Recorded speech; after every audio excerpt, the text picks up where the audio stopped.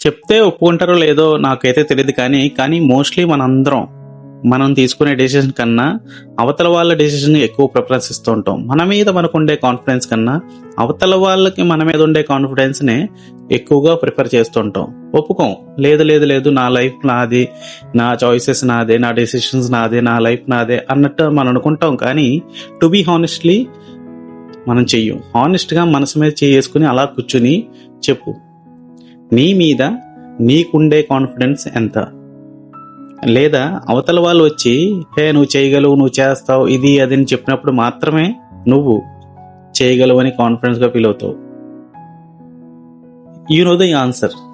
మళ్ళీ డిస్కస్ చేయవలసిన అవసరం లేదు. చెప్పేది ఒకటే, అన్నిసార్లు మనం చేయగలం అనేది అవతల వాళ్ళకి అనిపించి ఉండొచ్చు. Anything, any time, any word. నీ మీద నీకెంత కాన్ఫిడెన్స్ ఉందనేది నువ్వు మర్చిపోకు.